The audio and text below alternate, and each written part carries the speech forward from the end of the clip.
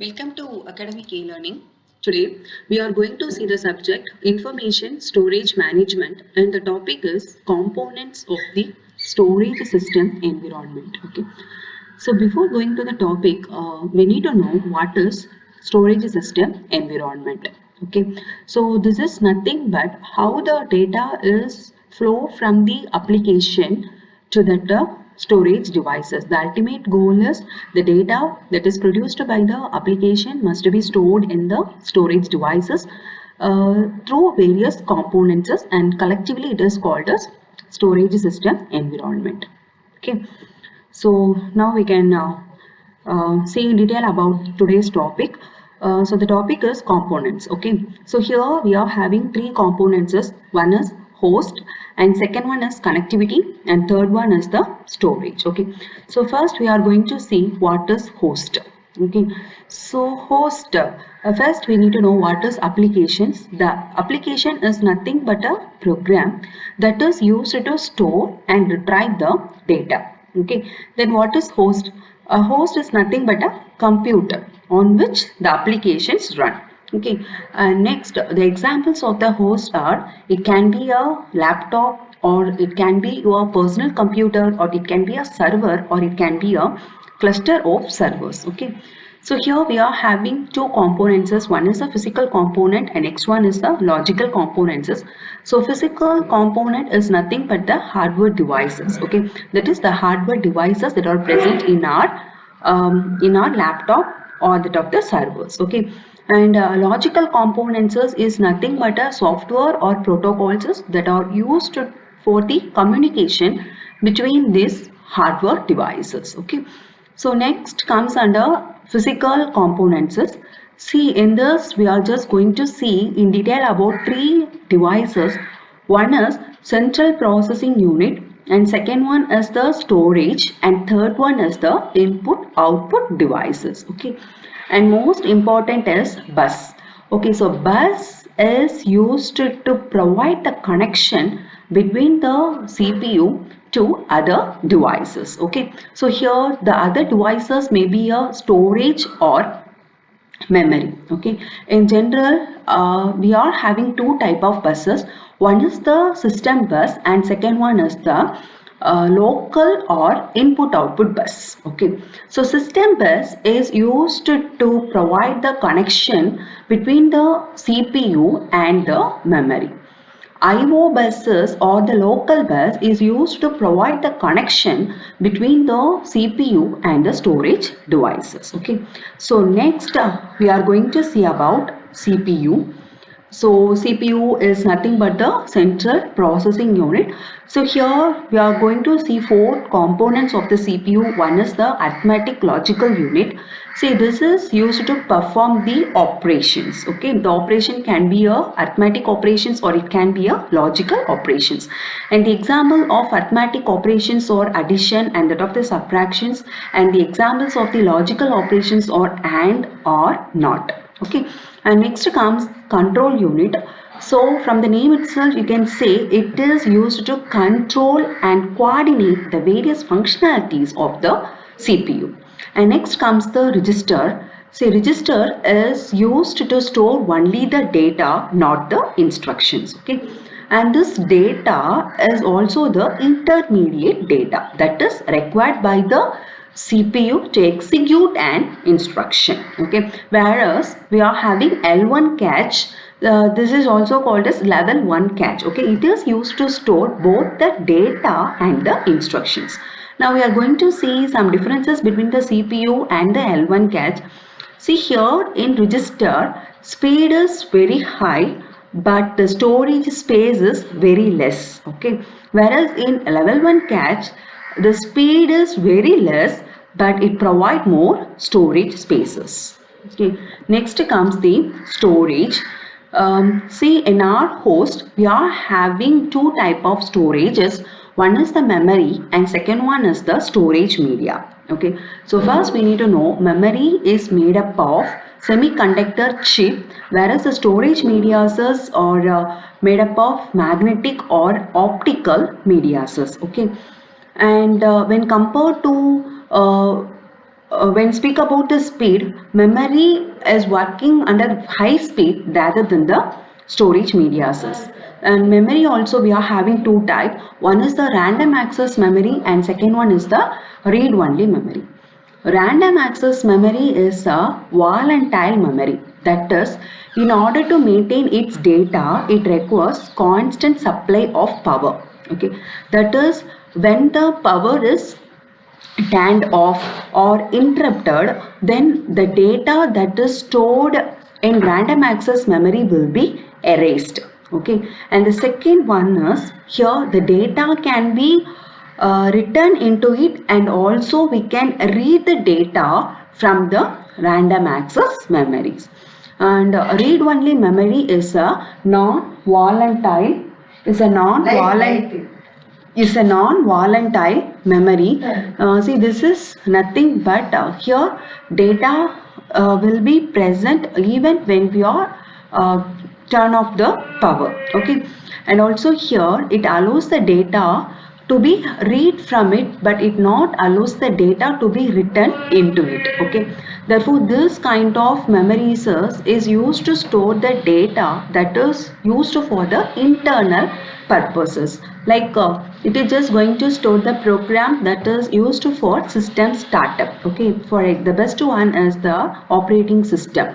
In general, the operating system is stored only in the ROM when we are turned on the laptop or when we are turned on our computer. This operating system that is loaded in the ROM will be loaded into the random access memories. Okay, and next comes the storage devices, and these storage devices are very less expansive, and the speed is very less when compared to the memories. Okay, here we are having two examples of the storage devices. One is the hard disk and second one is the CD-ROM or the DVD-ROM, and third one is floppy disk, and fourth one is tape drive. Here CD-ROM is only made up of optical media, and other than the CD-ROM, all the storage devices are made up of magnetic medias. Okay, and next comes under the I/O devices.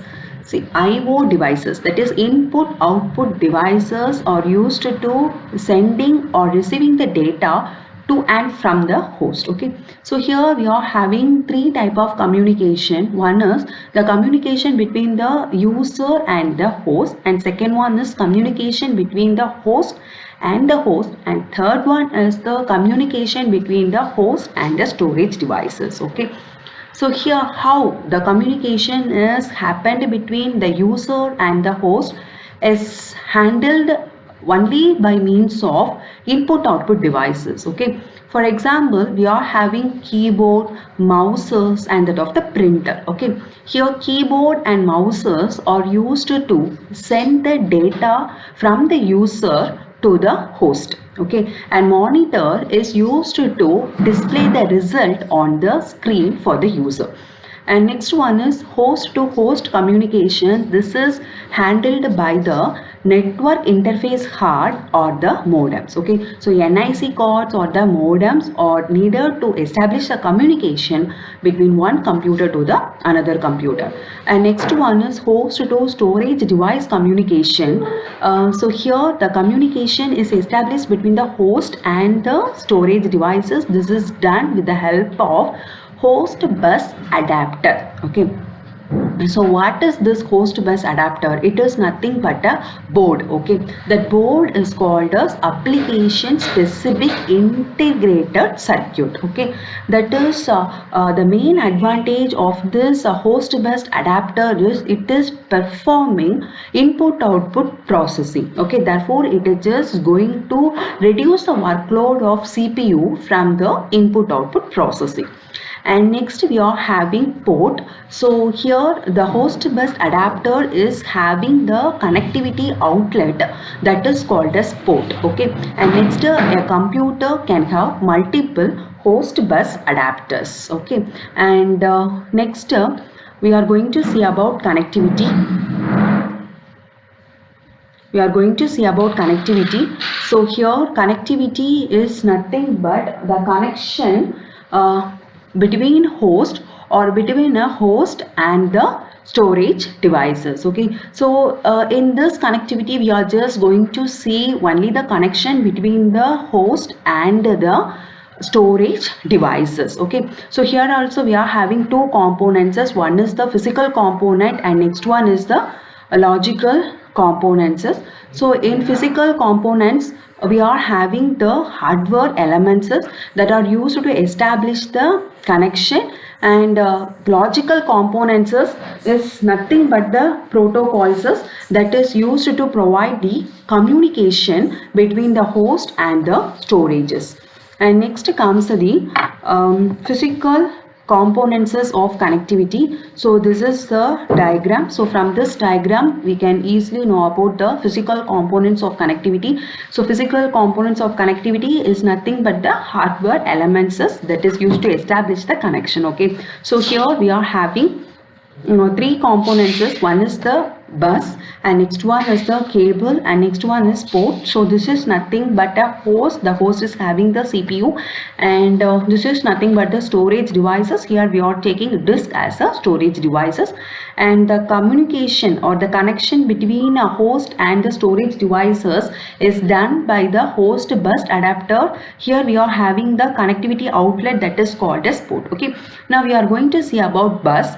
So bus is used to provide the data transmission from one part of the computer to the another part. Okay, that is within a host. That is the communication between the various components that are present inside the computer is done with the help of bus only. Okay, so here we are having so this is a computer. Okay, so in this computer we are having the CPU and also we are having a host bus adapter. Here the communication is done or the connection is done with the help of these buses. Okay, and next we are having the port. So port is nothing but the connectivity outlet. Okay, and next we are having the cables. So cables are used to connect the internal or the external devices. The most important thing is it is using copper or fiber optic media. Okay, so the cable is made up of only copper or fiber optic medias. Okay, and next comes, see, here we are having a two mode of bits transmission. One is serial and second one is parallel. Okay, so serial means the bits are transmitted sequentially along a single path. You are just having only a single path. In that path the bits are transmitted one by one. Okay, and it supports unidirectional and also it supports bidirectional. Parallel means bits are transmitted in multiple paths at the same time. Okay, it is also supporting bidirectional. Okay, and next we are going to see about size. Okay, so size of a bus or it is called as width of a bus. Okay, that is, it is just going to determine the amount of data that the bus can be transmitted at the time. Okay, that is per time or per second how much amount of data that the bus can transmit. Okay, and next comes the example. So for example, if you are having 32-bit bus means it can transmit 32 bit of data at a time. If you are having 64-bit bus means it is going to transfer 64 bits of data at a time. Okay, and next most important thing is clock speed. Okay, so clock speed is nothing but the data rate, that is the rate at which the bus can transmit the data. Okay, so it is measured in terms of megahertz. Okay, and already I said we are having two type of buses. One is the system bus and next one is the local or the IO buses. So system bus is used to provide the connection between the CPU and the memory, and IO buses is used to provide the connection between the CPU and the storage devices. And next comes the logical components of connectivity. So in this logical, it is nothing but a protocol or a software. Okay, here we are having three protocols for connectivity. One is PCI, second one is ID, IDE slash ATA, and third one is SCSI. Okay, so PCI is nothing but the peripheral component interconnect, and IDE is nothing but the integrated device electronics, and ATA is nothing but the advanced technology attachment, and third one is the small computer system interfaces. Okay, so here PCI is nothing but the network cards or the modems. Okay, that is already we had seen. This is used to establish the connection between the host. Okay, yes, and next one is it is also provide the interconnection between the CPU and the attached devices. Okay, so in this we are having one example, that is we are having 32-bit PCI bus, means here that the data rate is 133 megabits per second. Okay, and the most important thing is it is just going to provide higher throughput and the clock speed. Okay, throughput is nothing but number of work done per second, and clock speed is the data rate, the rate at which the bus is going to transmit. And next one is IDE.